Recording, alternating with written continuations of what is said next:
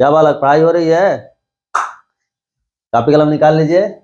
आज का टॉपिक हम लोग शुरू करते हैं। आज का टॉपिक बड़ा ही मोस्ट इंपॉर्टेंट है। ये है गामा एंड बीटा फंक्शन। ये जी एडवांस के लिए इंपॉर्टेंस है, बीटेक के लिए इंपॉर्टेंस है, बीएससी के लिए इंपॉर्टेंट है, इसलिए इसे ध्यानपूर्वक देखिए। ये जो गामा फंक्शन लिखे हैं, गामा एंड बीटा फंक्शन, जो गामा फंक्शन है इसको बोलते हैं आइलेरियन इंटीग्रल ऑफ सेकंड काइंड, और जो बीटा फंक्शन लिखे हैं इसको हम बोलते हैं आइलेरियन integral of first kind.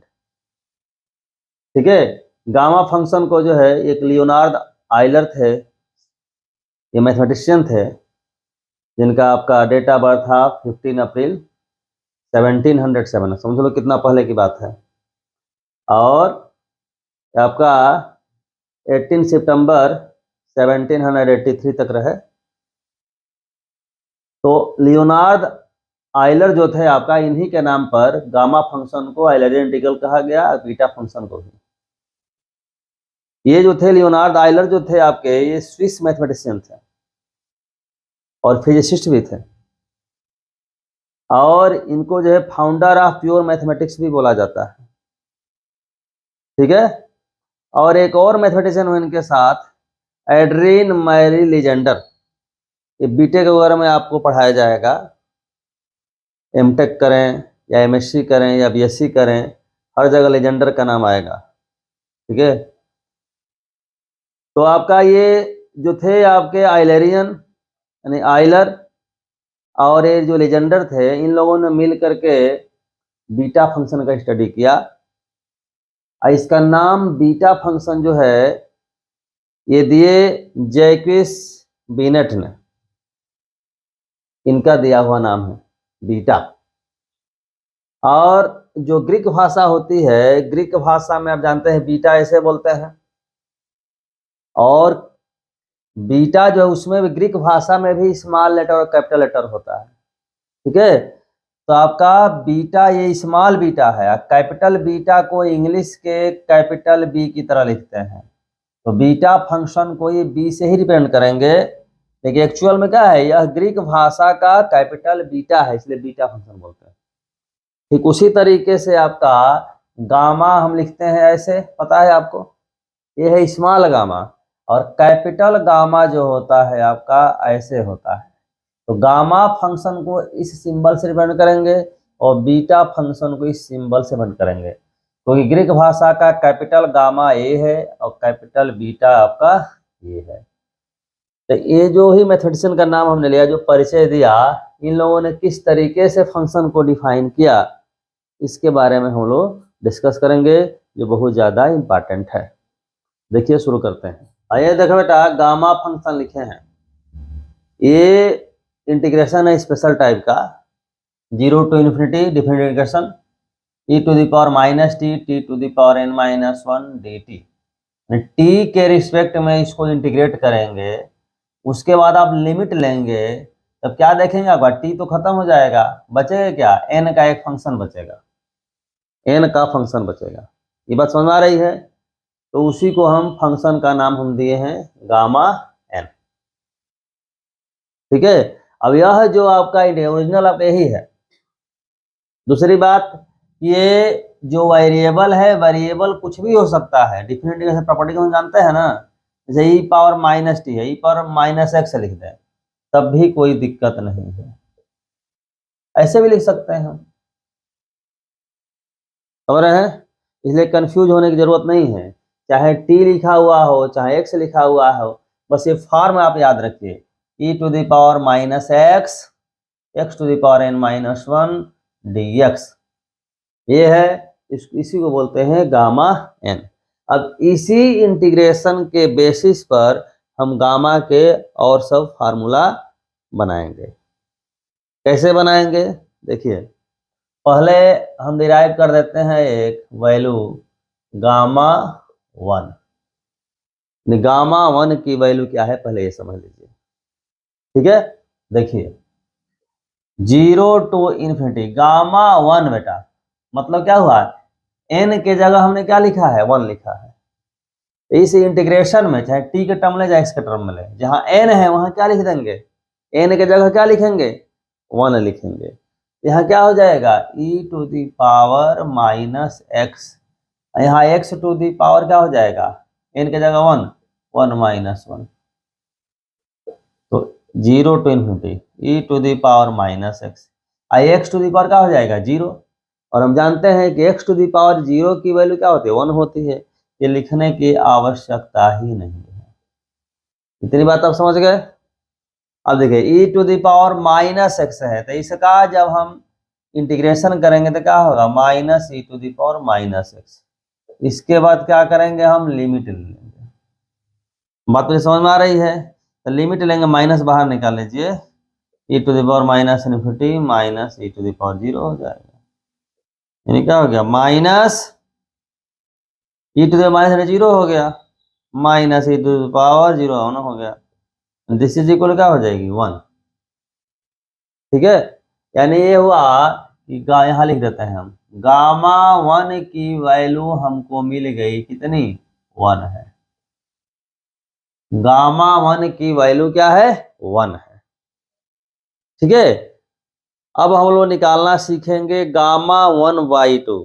This is very very important. Gamma 1/2 कैसे निकालेंगे हम बताते हैं। देखो बेटा, ये गामा n की वैल्यू ये अभी हम लोग सीख लिए हैं।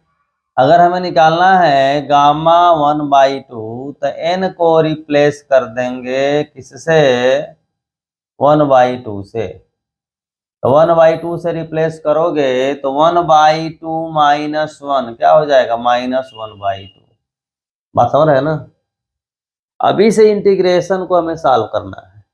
यह इंटीग्रेशन जो सामान्य तरीका हम लोग सीखे हैं बाई पार्ट करने का, वैसे नहीं कर सकते। ठीक है, इसको करने के लिए क्या करते हैं कि t is equal to suppose कर लीजिए x², तो आपका dt हो जाएगा 2x dx। ठीक है, अब इसको बेटा अगर पुट करें, लिमिट में तो कोई चेंज होने वाला नहीं है, क्योंकि t अगर 0 होगा तो x भी 0 होगा, इन्फिनिटी तो x भी इन्फिनिटी, लिमिट हमारा वही है। ठीक ना। अब ये हो गया e का पावर माइनस x², ये t के जगह नहीं x² का पावर -1/2, ये हो गया 2x dx। ठीक है, यहाँ तो कोई इशू नहीं है।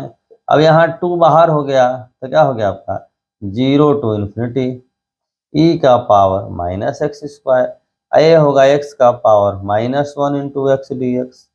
अब x पावर -1 इंटू x पर 0 हो जाएगा, तो लिखने के यहाँ कोई मतलब ही नहीं बनता है। यानी क्या होगा, e पावर -x² dx, ये किसकी वैल्यू हो गई, गामा 1/2। ठीक है, अब यह भी देखें डायरेक्ट तब भी नहीं कर पाएंगे, है बात को ना। तो यहाँ क्या करते हैं, यहाँ डिफरेंट इंटीग्रेशन के प्रॉपर्टी जो करते हैं उसमें हम लोग पढ़े हैं कि वेरिएबल को हम चेंज कर दें तो कोई दिक्कत नहीं है, तो हमने y से चेंज कर दिया वेरिएबल को, तो ऐसे लिख सकते हैं। ये इक्वेशन 1 है, ये इक्वेशन 2 है। अब इसको करने के लिए अब तक जैसे पढ़े हैं आप लोग, डिफरेंटिफिकेशन वगैरह में यूज करते हैं, तो जैसे चेंज करते हैं दोनों ऐड कर देते हैं।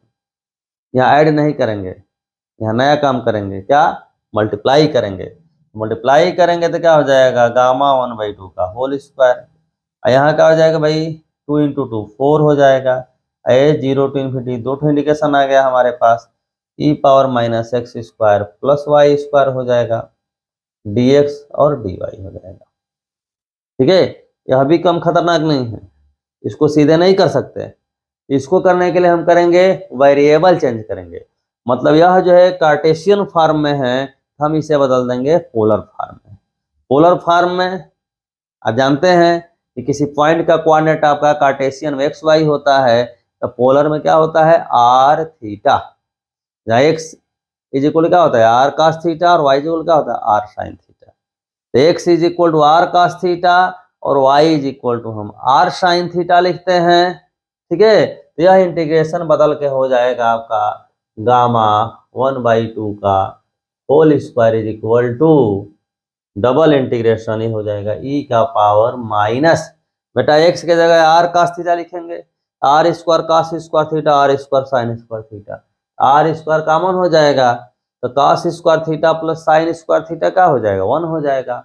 और ये dx इंटू डी वाई जो होगा ये इक्वल होगा R D theta D R के।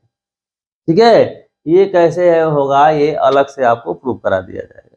ठीक है, और यहाँ जो लिमिट होगी आपकी ये होगी 0 से π/2, 0 से इन्फिनिटी। डबल इंटीग्रेशन में एक बात आपको बता दें, इसे दो इंटीग्रेशन है, तो जो पहला जो इंटीग्रेशन होगा, पहला इंटीग्रेशन ये पहले वाले डिफरेंशियल के लिए, और जो दूसरा इंटीग्रेशन होगा ये दूसरे वाले के लिए। इस बात पर ध्यान दीजिएगा। ठीक है, अगर मान लो कि डी आर को हम पहले लिखते हैं और डी थीटा को बाद में लिखते हैं, तो यह वाला लिमिट यहाँ होता है, ये वाला लिमिट यहाँ होता है। समझ गए, इस बात को ध्यान से समझना है। ठीक, अब देखो पहले हम क्या कर रहे हैं कि ये अंदर का जो इंटीग्रेशन है इसको करें, तो इसके साथ क्या है आर वाला टर्म आएगा, तो e power minus r square into r D r. ठीक है, अब ये जरा देखिए, इसको अगर करना है तो कैसे करेंगे, आर स्क्वायर को अगर टी मान लें, ये वाला टी नहीं, अलग से समझोगे, तो क्या होगा 2r dr is equal to D T, यानी आर डी आर क्या हो जाएगा डी टी बाई 2। इसको जब हम यहाँ करेंगे तो क्या हो गया आपका 0 टू π/2, ये क्या होगा 1/2, तो बाहर निकल जाएगा, निकलेगा नहीं 1/2, 1/2 जो है बाहर निकल जाएगा। ठीक है, क्योंकि डी टी बाई 2। ठीक, यहाँ क्या बचेगा e power minus t d t हो जाएगा। ई पावर माइनस टी है, इंटीग्रेशन करेंगे तो क्या हो जाएगा minus e power minus t, क्या हो जाएगा आपका क्या minus e power minus r square, t की वैल्यू भी रख देते हैं, लिमिट ले लिया 0 से इन्फिनिटी। सही है, अब इसका अगर हम लिमिट लेते हैं, ये आपका क्या है 4 है, ये क्या है आपका 4 है, 4 से मल्टीप्लाई किया ना भाई, 4 यहाँ लिखेंगे ना। अब क्या हुआ आपका 2 से कटेगा तो क्या हो गया 2, 0 से π/2, ये जब लिमिट लेंगे तो क्या होगा माइनस ई का पावर माइनस इन्फिनिटी प्लस में हो जाएगा ई का पावर 0 डी थीटा। अब ये क्या हो गया 2, 0 टू π/2, ये तो वैल्यू 1 आ गई, 0 + 1 डी थीटा। अब ये जब लिमिट लेंगे तो क्या हो जाएगा थीटा 0 से π/2, लिमिट लेंगे तो हो जाएगा π/2 माइनस 0, 2 से 2 कैंसिल हो गया, क्या हो गया पाई हो गया, तो गामा 1/2 का होल स्क्वायर हो गया पाई, तो गामा 1/2 क्या हो जाएगा आपका रूट पाई। तो गामा 1/2 की वैल्यू ये यहाँ हम लिख देते हैं ताकि आपको सुविधा हो जाएगी। गामा 1/2 की वैल्यू हमारे पास मिल गई रूट पाई। ठीक है, ये रिजल्ट आपको याद होना चाहिए। अब अगला रिजल्ट क्या है बताओ, ये जरा देखिए, इसी इंटीग्रेशन को अगर सॉल्व करें तो क्या होगा, है ना, देखते हैं।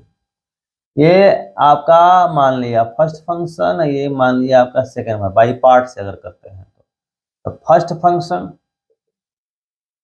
इंटू सेकंड का इंटीग्रेशन, इसका लिमिट ले लेंगे, बस हो रहे हैं ना। अब देखिए माइनस फर्स्ट का डिफरेंशिएशन तो क्या होगा n-1, टी का पावर क्या हो जाएगा n-1 माइनस n-2 हो जाएगा, आइए ई पावर।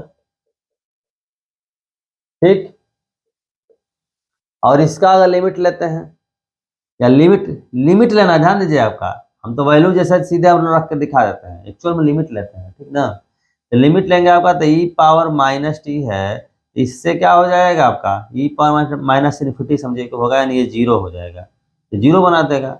आज 0 जब लिमिट रखेंगे तो इसके कारण आपका 0 बन जाएगा, यह वैल्यू ही 0 हो जाएगी। ठीक है, ध्यान दीजिएगा, ये माइनस प्लस हो जाएगा, n-1 बाहर निकल गया, तो अंदर क्या बचा, अंदर देखिए क्या बचा 0 to infinity E power minus T, और टी का पावर क्या हुआ n-2 डी टी। अब यहाँ ध्यान देने वाली बात है, सबसे इंपॉर्टेंट बात जो बोलने जा रहे हैं, यहाँ देखो, यहाँ आपका n-1 है, टी का पावर क्या है n-1 है, यहाँ टी का पावर क्या है देखा है कि -1 के अलावा क्या है, ध्यान दीजिएगा, यानी n-1, यहाँ देखिए n-2 है तो इसको ऐसे लिख सकते हैं n-1 -1 मतलब ये हुआ कि n के जगह क्या आ गया, n-1 आ गया। यहाँ आपका n था तो लिख रहे थे गामा n, यहाँ अगर n-1 आ गया तो क्या लिखेंगे, गामा n-1। ठीक है, यानी गामा n जो है जब टूटेगा तो ऐसे बन जाएगा, gamma n is equal to n-1 gamma n-1। अगर n को हम रिप्लेस कर दें n+1 से तो क्या हो जाएगा, एक नया फार्मूला बना गामा n+1 है, जो n को n+1 देते हैं n इंटू गामा n। समझ गए? ठीक है, अब ध्यान दीजिए।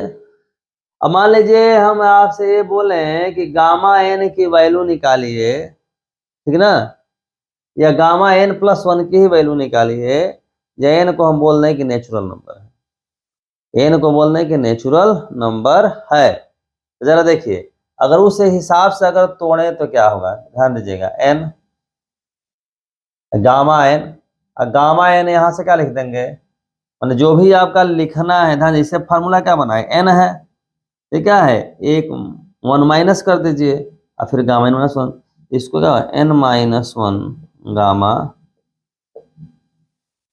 अब इसको अगर बेटा फिर से तोड़ा जाए तो क्या लिखेंगे, n-1, इसको तोड़ेंगे तो क्या लिखेंगे भाई, एक आपका क्या 1 माइनस कर देंगे, यानी n-2 गामा n-2।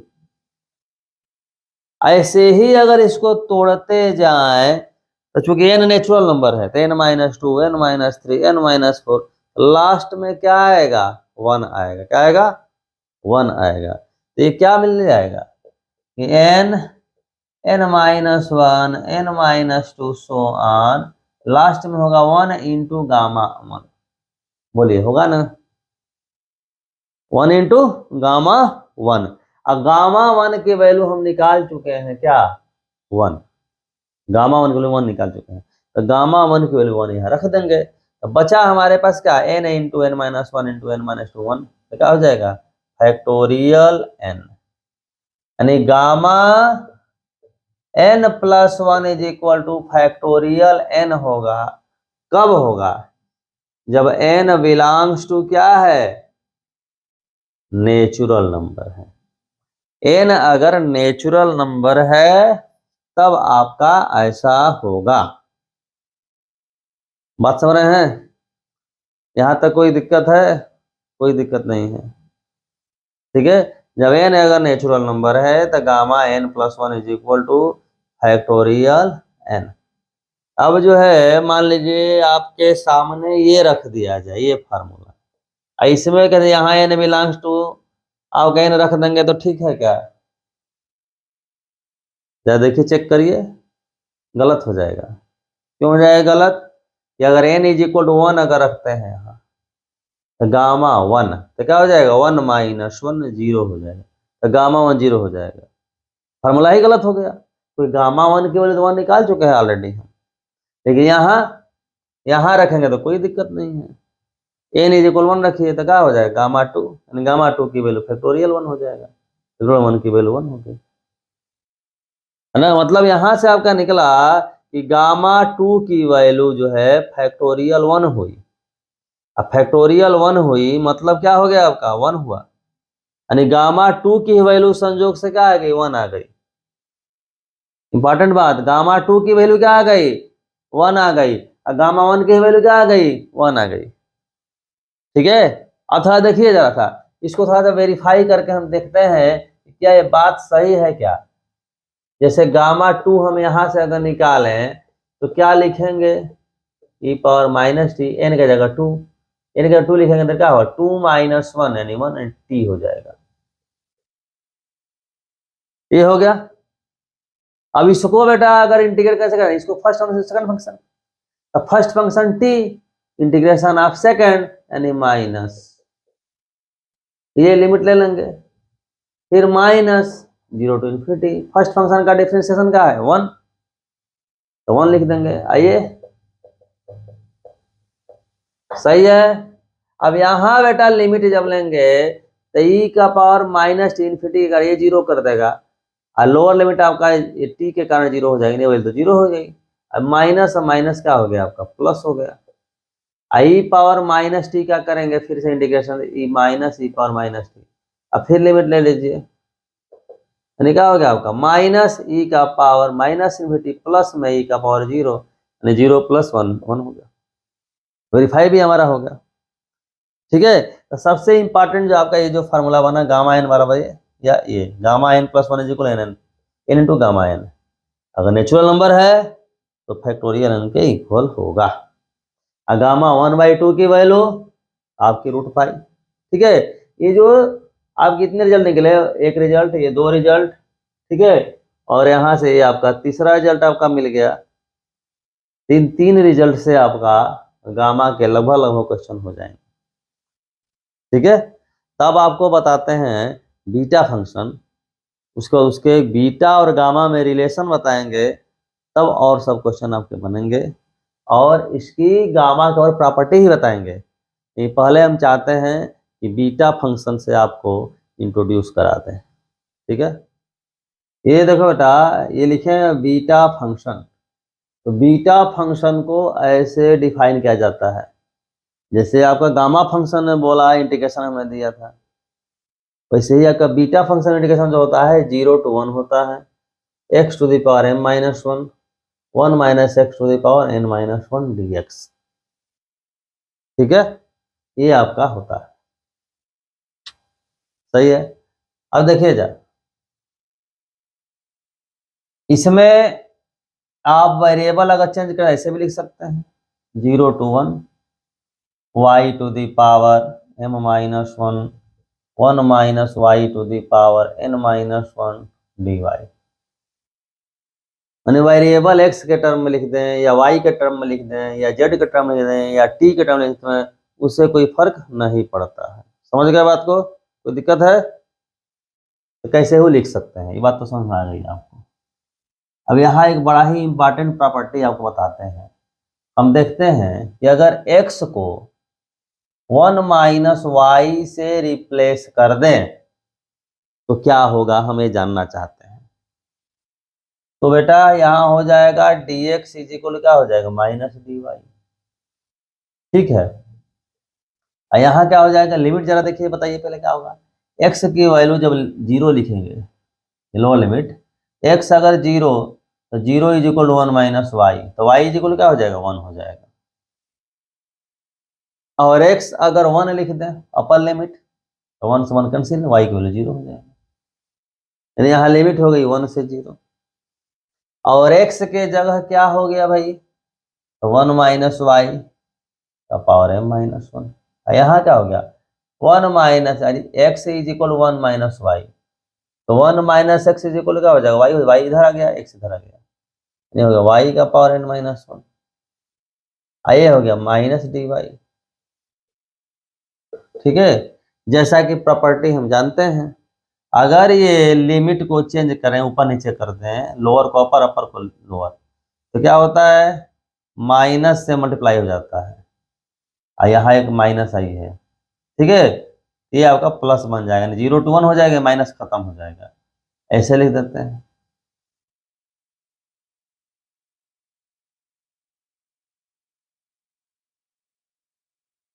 ठीक, यहाँ क्या देख रहे हैं आपका, ठीक ऐसे ही तो बन गया ये। वेरिएबल तो ही बोले हैं कि वेरिएबल तो हम चेंज कर सकते हैं, y है तो y को 1 से लिख दीजिए, क्या दिक्कत है।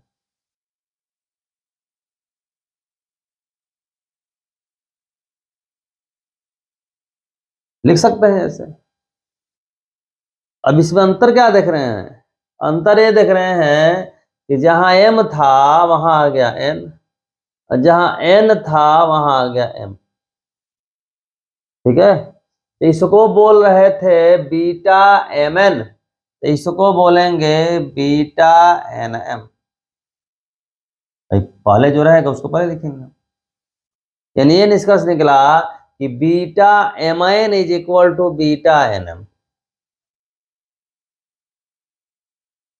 ये हुआ, मतलब m और n को आपस में हम चेंज कर सकते हैं।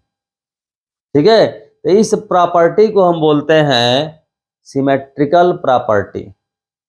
या सिमेट्रिक प्रॉपर्टी बोलिए, symmetric property of beta function. ठीक है, इसका बहुत ज्यादा यूज होगा।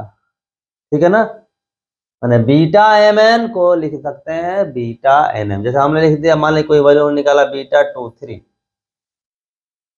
है ना, तो बीटा 2 3 है तो इसको बराबर किसके हो जाएगा, बीटा 3 2 के बराबर हो जाएगा। जहां जैसा यूज होगा हम लोग करेंगे। ठीक है, अब जरा आगे देखिए, ये देखिए बच्चा, हमने लिखा है relation between beta and gamma function. Beta और गामा फंक्शन में यह रिलेशन होता है, beta M N is equal to gamma N upon gamma M plus N.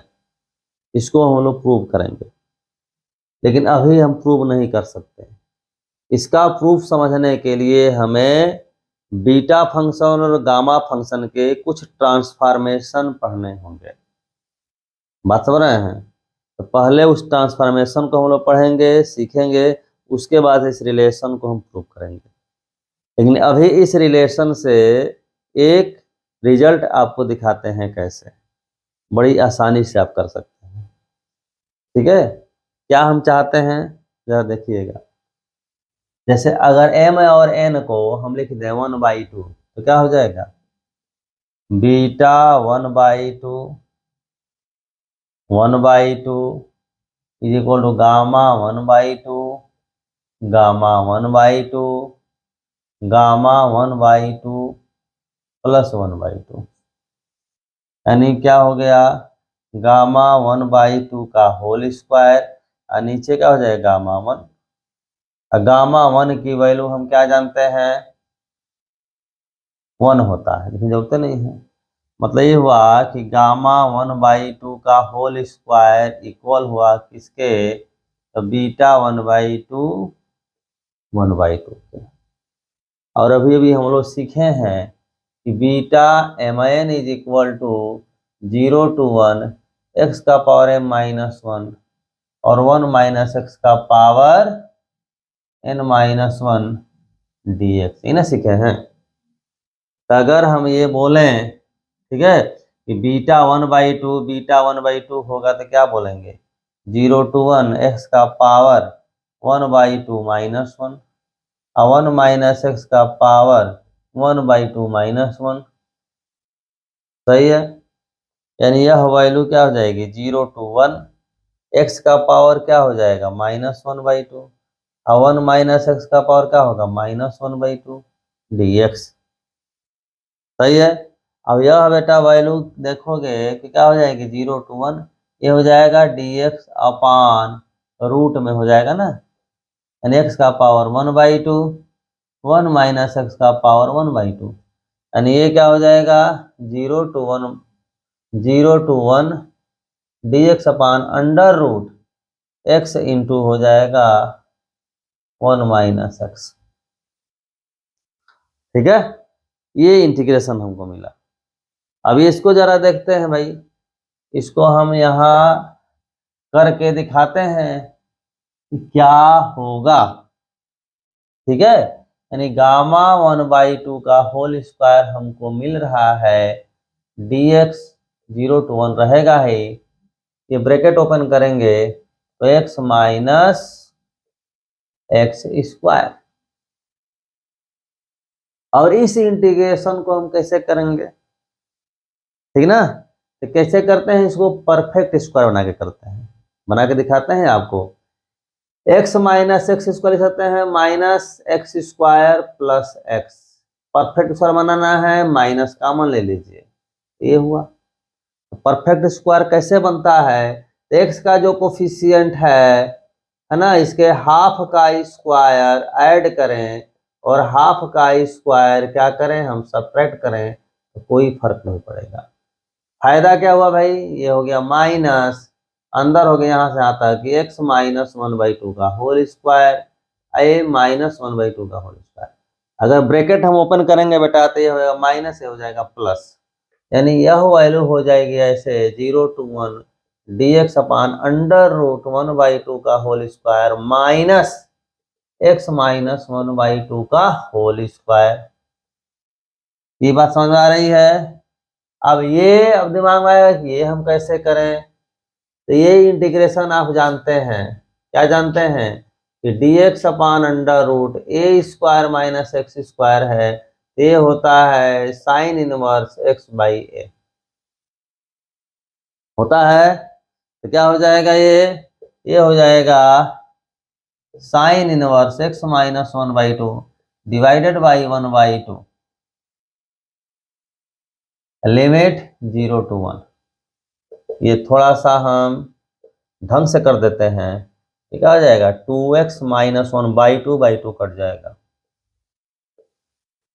ठीक है, अगर बेटा लिमिट लेते हैं तो क्या हो जाएगा साइन इनवर्स, यहां लिमिट ले लें हम तो क्या हो जाएगा 1 अगर लेते हैं तो क्या होगा साइन इनवर्स 1 हो जाएगा, माइनस साइन इनवर्स क्या हो जाएगा भाई, अगर 0 रखते हैं तो साइन माइनस 1 हो जाएगा। और साइन इनवर्स 1 की वैल्यू क्या हो जाएगी π/2। और हम जानते हैं कि sine inverse minus theta is equal to minus sine inverse, यानी क्या हो जाएगा आपका ये फिर हो जाएगा माइनस, डायरेक्ट लिख दीजिए साइन इनवर्स माइनस 1 की वैल्यू माइनस π/2। तो दोनों मिल के क्या हो गया आपका पाई हो गया, यानी गामा 1/2 का होल स्क्वायर फिर से आ गया पाई, यानी गामा 1/2 क्या हो गया, रिजल्ट हमारा मिल गया रूट पाई। जो पहले जो हम लोगों ने प्रूव किया था उससे भी ज्यादा इजीली प्रूव हो गया। समझ गए बात को। ये किसका यूज करके, बीटा और गामा फंक्शन के रिलेशन को यूज करके। तो बीटा और गामा जो रिलेशन में लिखा था उसको हम लोग प्रूव करेंगे, लेकिन उसके पहले जानना होगा ट्रांसफॉर्मेशन, जो कि हम नेक्स्ट क्लास में डिस्कस करेंगे। लेकिन आप लोग से ये बोलेंगे जाते जाते आज जो भी हम लोगों ने पढ़ा है उसका ढंग से नोट तैयार करिए, तब आपके लिए फायदेमंद साबित होगा। तब तक के लिए धन्यवाद।